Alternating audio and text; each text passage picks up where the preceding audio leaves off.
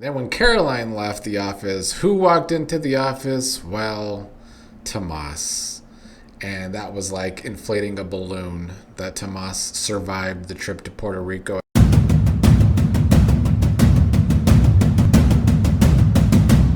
What is up, fellow Beyond the Gates fans? Back to talk about today's episode, a Tuesday episode, coming off of what I thought was a much better episode than usual yesterday. Don't know if I can say the same about today. I don't feel like too much moved along, unfortunately. One of those typical Beyond the Gates episodes these days where nothing really moves the story along. But let's get into it. Carlton started this episode with Nicole in her office. He was, of course, being flirty. They haven't been together in a while. Sounds like Carlton was missing Nicole. He wanted to take her to the club, but she said that she was worn out and wants to go home and take a bath and get to bed early. He said that sounded good and he wanted to join her, but Nicole said she was too sleepy and needs a rain check. They still did some kissing. But then when Carlton left, Kial popped in the office almost right after he left. And Nicole was more than happy to see Kial and more than happy to go home with Kial. And I guess in a way this is her way of choosing Kial in this terrible love triangle we've had to endure with Nicole's love life. And then as they were leaving, Carlton sees them leaving together. Obviously, Nicole didn't want to go home with you, Carlton, but she's going home with Kial. And I guess we will see how Carlton handles this. Will it be in a negative way? I mean, that would make Carlton a little more exciting. But really, he just needs to stand his ground and give up on Nicole. Or Nicole has to put on her big girl pants and break things off with Carlton and let Carlton know that she is choosing Kial. Dani, Kat, Chelsea, and Naomi were still together today talking about Hayley and Bill. Dani would love Hayley to be penniless, hoping there's something in the prenup that Bill and Hayley had before they got married, if like an infidelity clause. Naomi wanted to go find Bill's prenup and left. They were at Naomi and Jacob's house, but Kat, Dani, and Chelsea remained. Kat, in typical Kat fashion, who loves her true crime and thinks she's a detective, wants to do a stakeout and like try and get videos of Hayley and Randy together, or at least some pictures, which Dani likes the idea if Kat can make it happen. Kat just basically wanted to do the detective job that she doesn't actually have, and then the actual detective arrived, even though Kat's a better detective than him. Jacob arrived home, surprised to see everyone at his place without Naomi actually being home. Jacob saw that they were putting their minds together with something and wanted to know if he should be concerned about whatever they were plotting. They, tried to play it off, saying that there's no plot in progress. Even though they're talking about Hayley, they say that Hayley hasn't actually committed a crime, just moral failures, Dani said. Although we know Hayley is committing a crime, or at least trying to. Dani and Kat left, which left Chelsea alone with Jacob, and Jacob told her that Naomi's going to tell him what's going on anyway, so Chelsea might as well tell him. And Chelsea said that Hayley might have done something worse than kicking her and Naomi out of the house. Naomi, meanwhile, did go to Bill's office. Caroline was there. She wanted to review some documents, or at least that's what Naomi said. She was there to review documents in Madison's case, in that lawsuit. But really, she was there to look for Bill's prenup. And then when Caroline left the office, who walked into the office? Well, Tomas. And that was like inflating a balloon that Tomas survived the trip to Puerto Rico. I know a lot of you in the comments thought that maybe they would kill him off that way in some sort of like plane crash, or he would never come back from Puerto Rico. But we can never be so lucky. That was just wishful thinking, and Tomas is still alive. Tomas was being a bit of a punk again to Naomi, asking Naomi, can't she do work on Madison's case in her own office? And no, she can't, because Naomi doesn't have an office. But Naomi told Tomas that she is not a rival. She has no intention of working for her dad. And Naomi gave Tomas advice to go spend some time with Kat. Tomas called Kat that he is back and at the office, and so Kat came over to see Tomas. Caroline's surprised to hear that Tomas is back, probably because Caroline wanted Tomas to die on his trip too. Tomas immediately started talking to Kat about Naomi and how Naomi is worming her way into the firm, which makes her a threat to his professional career.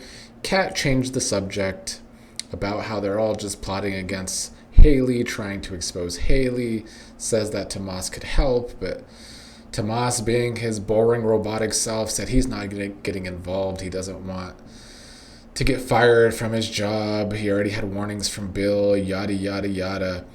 Naomi returned home, so Chelsea left so that Jacob and Naomi could discuss what Naomi was doing. She admitted she was looking for Bill's prenup.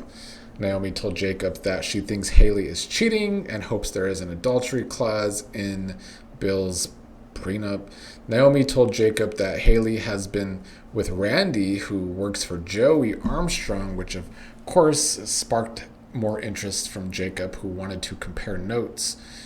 Meanwhile, Chelsea went to Uptown, ran into Caroline, made sure Caroline wasn't meeting with Hayley, found out that Caroline and Hayley don't really hang out much lately. Chelsea asked Caroline what is keeping Hayley occupied these days. Caroline doesn't really know, so she wants Caroline to let her know if she finds out.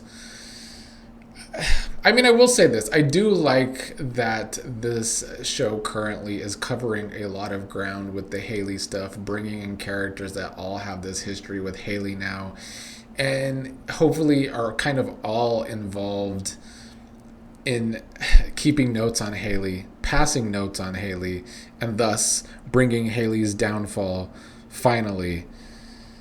Naomi and Jacob discussed why Naomi feels so passionate about this, and Naomi said she feels guilty as the one who let Hayley into their lives in the first place, so she's trying to right a wrong.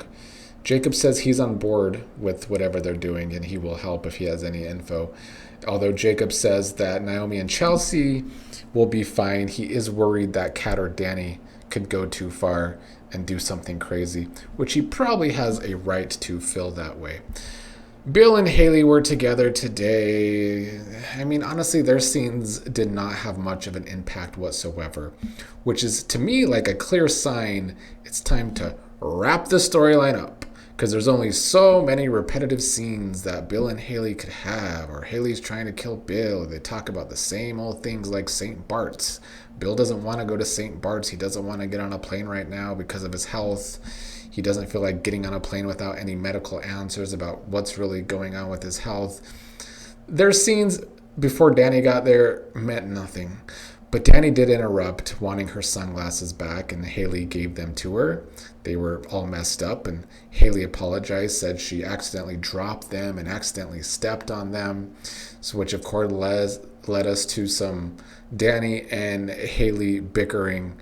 Dani telling Hayley that if she has learned anything else, know this: the Dupree girls are here to stay. And that was Dani's warning to Hayley today.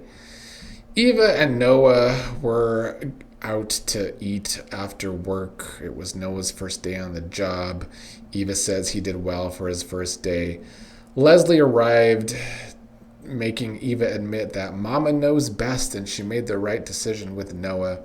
Eva gave credit where credit was due. Izaiah ended up arriving, sitting with them. But Eva eventually got upset by all this over concern about her surgery and her recovery and her having to talk to Noah about it. She and Izaiah end up leaving Noah alone with Leslie, although they did try and drop hints that he should leave too. But even though the man is pushing 40, he couldn't get a hint. I know the character is supposed to be Eva's age, but they don't look the same age. So Leslie and Noah sat together. They ended up talking about how he wants to make his musical career explode. And Leslie told Noah to manifest superstardom through his music. She thinks she has an eye for talent. She's delusional, I think, just because she comes from a mother that was a singer, but she never met the mother. So they ended up talking about Barbara. She ended up having to tell Noah that Barbara unalived herself, as the kids say. and about how Anita is the one that betrayed her mother, Barbara, which Noah didn't believe at first because he just met Anita, who was so nice. So Leslie told him to Google it if he doesn't believe her. I mean, I'm not really going to sit here and be invested in a Noah trying to make it as a superstar storyline because I feel like that's where they're going. We're going to get a music storyline with Noah. 80% of music storylines over the past 3 decades on soap operas have been boring. There might have been some good ones in the 70s, 80s, maybe early 90s, but since then, they don't hit. So I'm not looking forward to whatever storyline they have for Noah. And the Noah and Deanna romance is not off to a hot start because he looks old enough to be her uncle.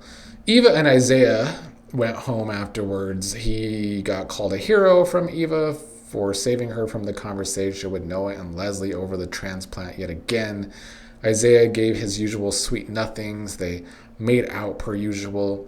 He hopes he didn't hurt her by rubbing where she had surgery. Eva says that she's okay, but then Izaiah started to realize that Eva doesn't want him to see her scar. Izaiah told her that he loves the real her and it's part of her story.